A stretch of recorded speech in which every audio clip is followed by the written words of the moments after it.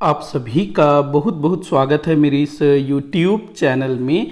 भारत के इतिहास से संबंधित महत्वपूर्ण प्रश्नों पर चर्चा कर रहे हैं जो कि UGC net set TGT PGT जैसी परीक्षाओं के लिए काफ़ी इंपॉर्टेंट हो सकता है। अगर आप इनमें से किसी भी परीक्षा की तैयारी कर रहे हैं तो यह वीडियो श्रृंखला आपके लिए काफ़ी महत्वपूर्ण हो सकता है। सीधे हम लोग क्वेश्चंस पर चलते हैं। पहला क्वेश्चन दिया हुआ है, किसने असहयोग आंदोलन को समर्थन नहीं दिया था। बड़ा ही अच्छा क्वेश्चन हो सकता है।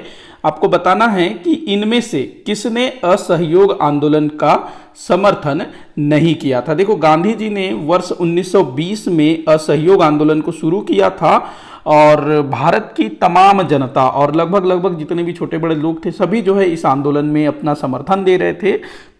लेकिन फिर भी कुछ ऐसे लोग थे, या फिर कहना चाहिए कुछ ऐसे नेता थे जिन्होंने असहयोग आंदोलन का समर्थन नहीं किया। कौन कौन थे वो? इनमें पहला नाम है मोहम्मद अली जिन्ना, जो कि आगे चल करके मुस्लिम लीग के हेड बन जाते हैं। सुरेंद्र नाथ बनर्जी, जो कांग्रेस से जुड़े हुए थे काफ़ी समय तक। एनी बेसेंट, ये भी कांग्रेस से जुड़ी हुई थी, इन्होंने भी समर्थन नहीं किया। मदन मोहन मालवीय, इन्होंने भी जो है असहयोग आंदोलन का समर्थन नहीं किया। लेकिन बंगाल के कुछ क्रांतिकारी संगठनों ने असहयोग आंदोलन को समर्थन दिया। तो यहाँ पर जो पांचवा इन्होंने समर्थन दिया तो ये आपके कूट में नहीं आएगा।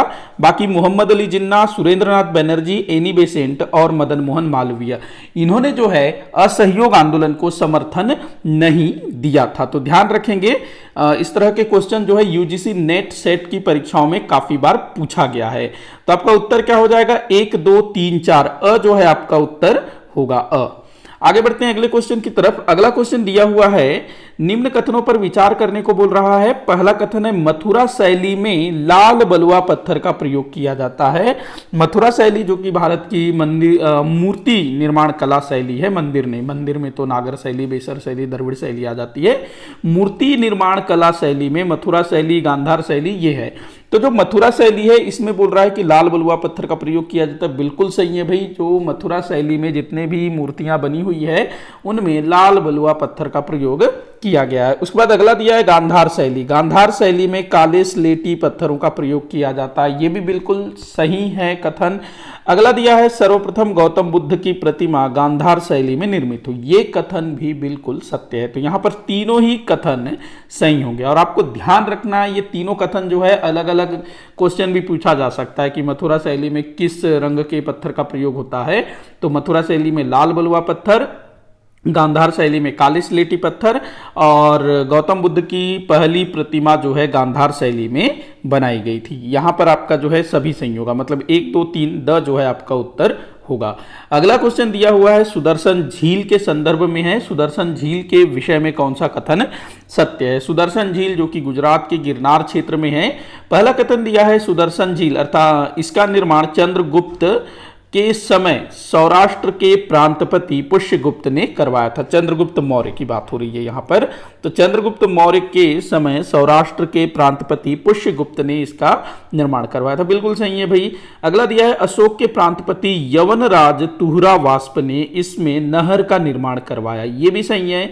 अगला दिया है, देखो वो जो अशोक था ना उसने नहर बनवाया था सिंचाई वगैरह के लिए। अगला दिया है, स्कंदगुप्त और शक छत्रप रुद्रदामन ने इसका जीर्णोद्धार करवाया था। स्कंदगुप्त कौन था? ये गुप्त सम्राट था, और जो रुद्रदामन था ये शक शासक था। तो इन दोनों ने जो है इसका जीर्णोद्धार करवाया था, मतलब कुछ मरम्मत का काम करवाया था। तो तीनों कथन यहाँ पर सही होंगे। तो ध्यान रखना, ये तीनों क्वेश्चन जो है अलग अलग क्वेश्चन के रूप में भी पूछे जा सकते हैं। तो द जो है आपका सही होगा 1 2 3। अगला क्वेश्चन दिया है, ये भी मतलब कथन दिया हुआ है, पढ़ने को बोल रहा है। पहला कथन दिया है, फिरोज शाह तुगलक ने अपने सिक्कों पर खलीफा का नामोत्करण करवाया। फिरोज शाह तुगलक जो कि तुगलक वंश का तीसरा शासक था। ठीक है, ये पहला कथन सही है। अगला दिया है, अलाउद्दीन खिलजी ने इक्ता के स्थान पर नकद वेतन देना शुरू किया। देखो इक्ता क्या होता था? एक तरह से जागीर टाइप का होता था, मतलब जागीर को ही एक तरह से इक्ता कहा जाता था। इक्तादारी व्यवस्था की शुरुआत की थी इल्तुतमिश ने। तो इल्तुतमिश क्या करता था, अपने सैन्य अधिकारियों को नकद वेतन न दे करके वो भूमि दे देता था, जमीन दे देता था। लेकिन अलाउद्दीन खिलजी ने क्या किया, नकद वेतन देना शुरू कर दिया इक्ता के स्थान पर। तो ये कथन सत्य है।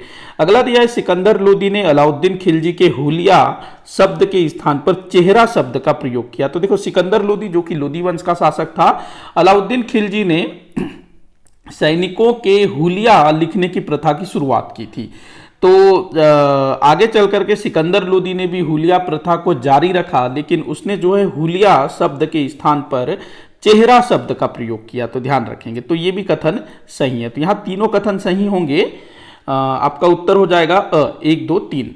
अगला क्वेश्चन दिया है, एशिया माइनर से प्राप्त 14वीं शताब्दी ईसा पूर्व का बोगज कोई अभिलेख में किन वैदिक कालीन देवताओं का उल्लेख है। तो देखो, एशिया माइनर जो पश्चिमी एशिया है ना, तो वहां पर एशिया माइनर नामक स्थान है। तो वहां पर से 14वीं शताब्दी ईसा पूर्व एक अभिलेख प्राप्त हुआ। ये जो अभिलेख है ना, बोगज कोई नामक स्थान से मिला है, तो उसको बोगज कोई अभिलेख के नाम से जाना जाता है। तो इसमें कुछ वैदिक कालीन देवताओं का उल्लेख मिलता है, कुछ वैदिक कालीन देवताओं का जिक्र है।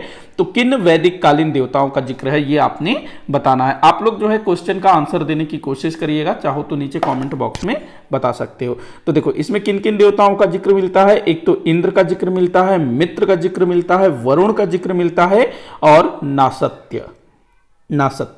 तो ये 4 देवता, इंद्र, मित्र, वरुण और नासत्य, इन 4 देवताओं का जिक्र जो है एशिया माइनर से प्राप्त बोगज कोई अभिलेख से मिलता है, जो कि 14वीं शताब्दी ईसा पूर्व का है, जिस समय हमारे भारत में वैदिक काल की शुरुआत हो रही थी। तो उस समय जो है इन देवताओं की पूजा आराधना की जाती रही होगी।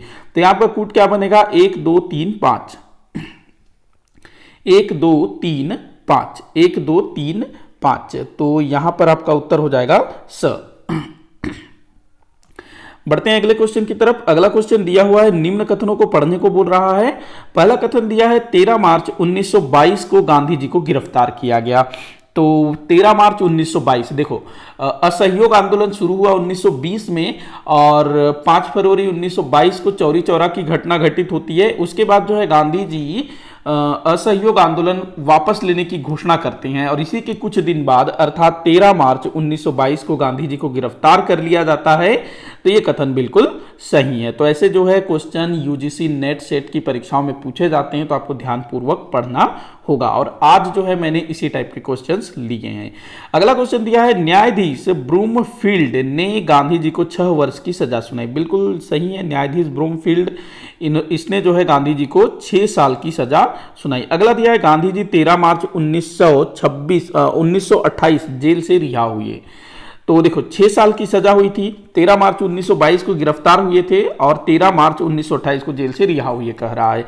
लेकिन ये कथन बिल्कुल गलत है, क्योंकि गांधी जी को मतलब गांधी जी का स्वास्थ्य खराब हो जाता है, मतलब उनका तबीयत बिगड़ने लगता है, जिस कारण से उनको जो है 2 साल होने के पहले ही रिहा कर दिया जाता है। 5 फरवरी 1924 को गांधी जी को जेल से रिहा कर दिया जाता है स्वास्थ्यगत कारणों से। तो पहला दूसरा सही है, तीसरा गलत है। तो यहां पर आपका उत्तर होगा, मतलब सही कथन कौन से हैं ये बताना है। तो अ जो है आपका सही होगा, 1 और 2 सही होगा। अगला कथन देखते हैं, मतलब क्वेश्चन, ये भी कथन वाला ही क्वेश्चन है, रजिया सुल्तान के विषय में कौन सा कथन सत्य है। पहला कथन दिया है, तुर्क सरदारों ने रजिया का विरोध किया। बिल्कुल सही है भाई, जो तुर्क थे ना, उन्होंने रजिया का विरोध किया कि भाई हम किसी स्त्री के शासन के अधीन नहीं रह सकते। रजिया सुल्तान पता है ना आप लोगों को, रजिया सुल्तान जो कि दिल्ली सल्तनत की पहली महिला सुल्तान थी, जो कि 1236 से 1240 तक दिल्ली सल्तनत की सुल्तान रही। इल्तुतमिश की बेटी थी रजिया सुल्तान। तो तुर्क सरदारों ने इसका विरोध किया। बिल्कुल सही है। सुल्तान की शक्ति व सम्मान में वृद्धि करने के लिए रजिया दरबार में पुरुष वेश में आती थी। तो देखो, रजिया का, क्योंकि भाई स्त्री थी, तो स्त्री जो है अलग कपड़े पहनते हैं, तो रजिया को लगा कि अगर वो स्त्री वाले कपड़े पहन करके जाएगी तो जो सुल्तान का पद है, उसकी जो गरिमा है, जो महत्ता है, वो नहीं बन पाएगी। तो वो क्या करती थी, दरबार में पुरुष वेश धारण करके जाती थी। तो ये कथन भी सही है। अगला दिया है, रजिया ने गैर तुर्कियों को उच्च पद पर प्रदान किया? बिल्कुल सही है, रजिया ने गैर तुर्कियों को उच्च पद प्रदान किया।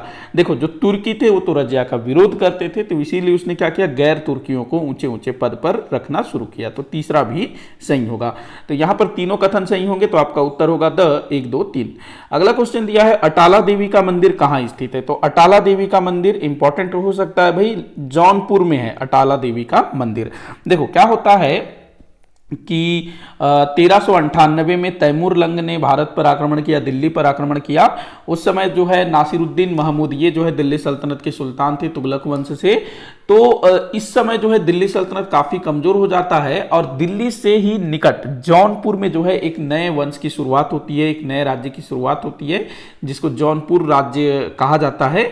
और एक काफी जो है ना धन संपन्न से परिपूर्ण था जौनपुर, और इसी जौनपुर के सुल्तानों द्वारा अटाला देवी का मंदिर बनवाया गया। दरअसल ये जो अटाला देवी का जो मंदिर है ना, अच्छा यहां पर मंदिर के स्थान पर ना मस्जिद होना था। दरअसल अटाला देवी का जो अटाला देवी का मंदिर, हाँ वहां मंदिर था, उसको तुड़वा करके फिर वो मस्जिद बनाया गया। तो मस्जिद का नाम भी ना अटाला देवी मस्जिद ही है। तो यहां पर मस्जिद होना था। खैर ये क्वेश्चन भी गलत नहीं है, क्योंकि अटाला देवी का मंदिर भाई जौनपुर में ही था ना, लेकिन अब जो है वहां पर क्या है, मस्जिद है, अटाला देवी का मस्जिद। तो ध्यान रखेंगे इस चीज को। आगे बढ़ते हैं अगले क्वेश्चन की तरफ। अगला क्वेश्चन दिया हुआ है सुमिलित करने को बोल रहा है। एक तरफ ग्रंथ है, दूसरी तरफ रचनाकार है। देख लेते हैं। शाहजहां नामा इनायत खान ने इसको लिखा है। बाबर नामा की बात करें तो बाबर ने लिखा है। अकबर नामा अबुल फजल ने लिखा है। हुमायूं नामा उसकी बहन गुलबदन बेगम ने लिखा है। तो आप लोग कूट का मिलान कर लीजिएगा। कूट मैं आप लोगों को दिखा देता हूं, तो आप मिलान कर लीजिए। अगला क्वेश्चन जो कि वीडियो का आखिरी क्वेश्चन होगा, कथन वाले ही क्वेश्चन है, पढ़ने को बोल रहा है। पहला कथन दिया है राणा कुंभा ने खानवा का युद्ध लड़ा। तो खानवा का युद्ध कब हुआ था भाई? 1527 में। किसके बीच हुआ था? तो एक तरफ बाबर था और दूसरी तरफ थे राणा कुंभा नहीं, सांगा, राणा सांगा, राणा संग्राम सिंह। तो जो खानवा का युद्ध है 1527 में राणा संग्राम सिंह अर्थात राणा सांगा और बाबर के मध्य हुआ था, न कि उसमें राणा कुंभा का कोई योगदान था। तो ये गलत है, क्योंकि राणा कुंभा तो भाई उससे पहले हुए थे ना, वो तो 15वीं शताब्दी में थे, न कि 16वीं शताब्दी में। तो ये गलत हो जाएगा, राणा सांगा होना था यहाँ। अगला दिया है राणा सांगा ने मेवाड़ के 32 किलों का निर्माण करवाया। मेवाड़ के 32 किलो का निर्माण राणा सांगा ने नहीं, राणा कुंभा ने करवाया था। ये कथन भी गलत होगा। अगला दिया है मालवा के महमूद खिलजी को परास्त कर राणा सांगा ने विजय स्तंभ का निर्माण करवाया था। देखो मालवा के महमूद खिलजी को ना राणा सांगा ने नहीं, राणा कुंभा ने पराजित किया था। तो ये कथन भी गलत होगा। तो यहां पर तीनों कथन गलत है। कूट देख लेते हैं, सही कथन का चयन कीजिए। तो भाई उपरोक्त में से कोई नहीं, यही होगा ना, क्योंकि सभी गलत है। तो इसी के साथ आज का ये वीडियो यहीं पर समाप्त होता है। आप लोग मुझे कमेंट करके बताइएगा कि आपसे कितने क्वेश्चन सॉल्व हुए। किसी भी क्वेश्चन में कोई भी डाउट हो तो जरूर बताइएगा, ताकि मैं उसको सॉल्व कर सकूं। वीडियो को जितना हो सके उतना आप शेयर करिएगा, लाइक करिएगा, चैनल को सब्सक्राइब करिएगा। वीडियो को आखिर तक देखने के लिए बहुत बहुत धन्यवाद।